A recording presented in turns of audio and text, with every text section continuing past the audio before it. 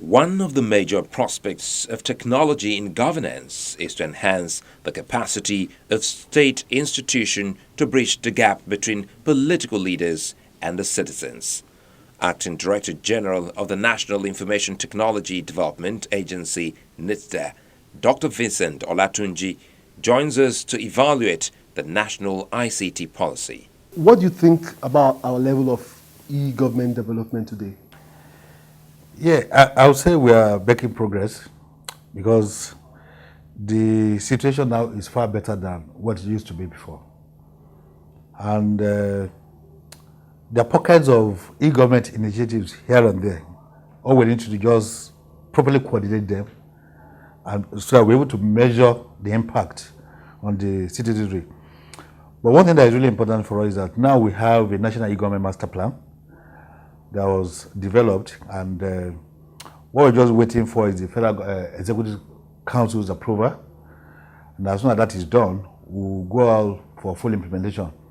But even while waiting for that, we already do a lot of things in the area of capacity building. That is, people that really drive the plan of action. And we've done over 3,000. And in about 2 weeks' time, partners from Korea will be coming again to start another batch.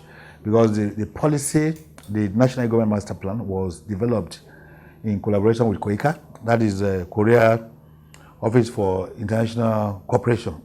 They worked with us for almost 9 months to develop the e-government master plan. And at the level of implementation, they are also assisting us.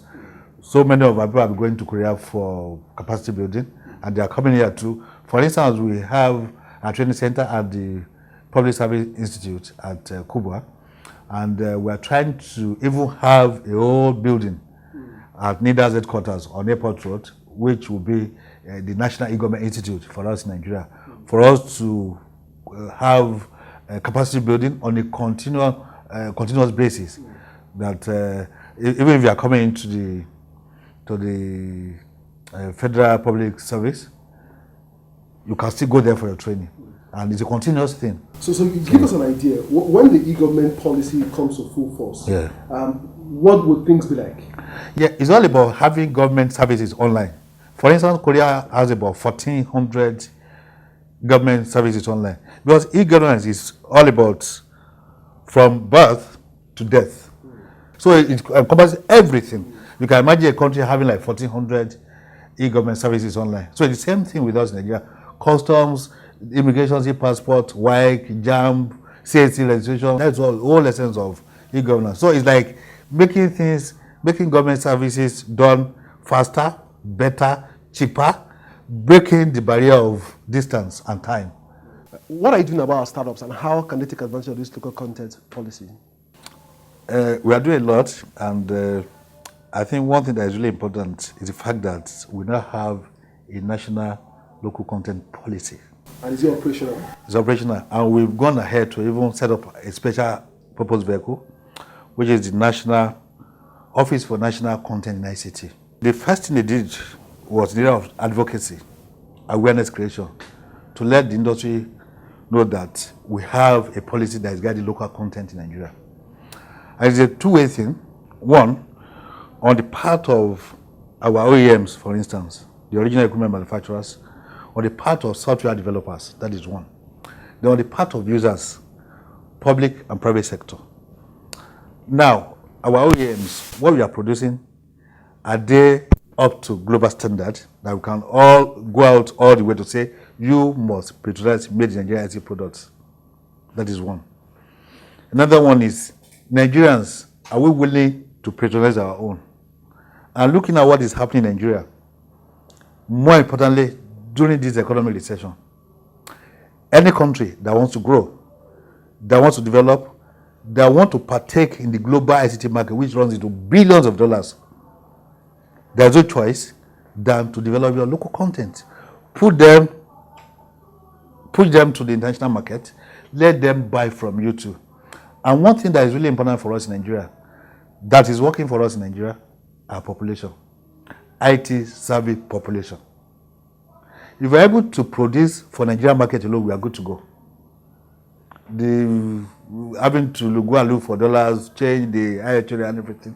That will even bring down the education because the pressure from the sector will have been removed completely. And that's why when we started the advocacy, we met with the OEMs to tell them we want to go all out to support you, but you have to be ready to be supported. In what way? One, to ensure that what you are producing is in line with the global standard. Another thing is support service to their products.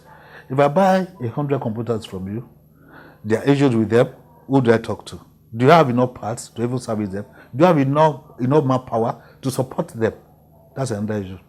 Now, on the part of Nigerians, what we've done, we developed a council memo that we are taking to Federal Security Council to give directive to all MDAs to patronize made in Nigeria ICT products and services. Including software? Including software. And we're already doing well. TSA is a local product. TSA has assisted government eliminating about 23,000 ghost workers. They are saving billions of naira for government on monthly basis. Local product. We have the potentials here. We have the capability here.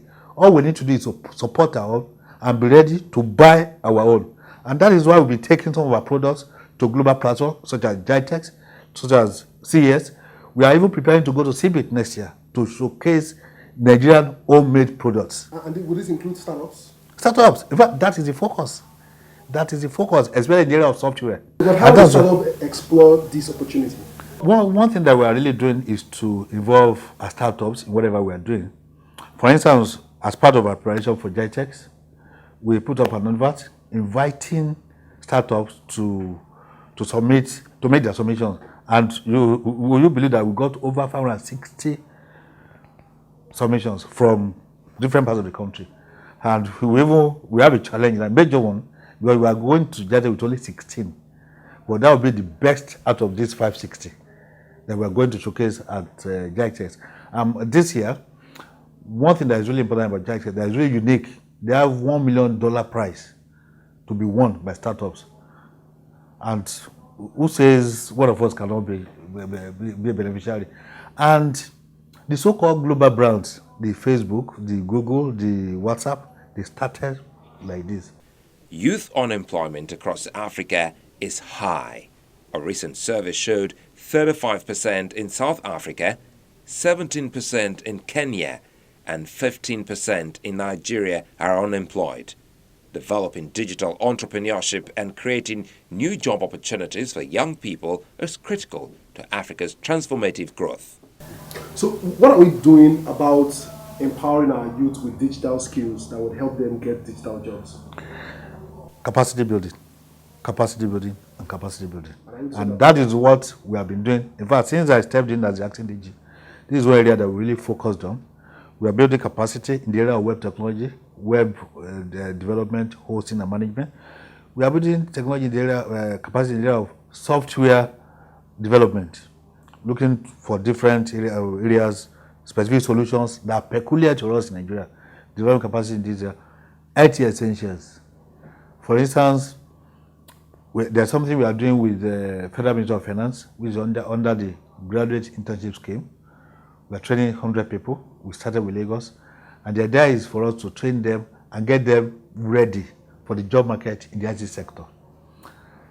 After the training, we'll deploy them to different companies as interns. Federal Ministry of Finance will pay 30,000 per month. By the time they spend 9 months, with the 3 months they've spent during their training, they will have spent 1 year. And most companies, when they advertise, they ask for 2, 3, 4, 5 years of experience. But at least somebody has worked for 1 year, who is sound, the company may even decide to hire them. If they are not hired, definitely they'll be able to get other ideas. Again, we are training people in the area of web technology. We just finished one in Ibadan. We are at the NYC camp now training people. There's also another one, Empower 3,600. This one is to train minimum of 100 people per state, including Abuja, making 3,700. What we are trying to do with them is to teach them and let them learn how to make money online. There are several ways of making money online. We've started that, and all these training programs are being done in partnership with private organizations to drive it out. And the target is, within the next 6 months, we want to have at least 3,700 that we have trained in different areas of ICT. And this is to help solve the unemployment problem in Nigeria, to create jobs, small-scale jobs, that will service the sector and employ people. Thank you so much for your interest today. Thank you very I'll much. do this again. Thank you. Thank you.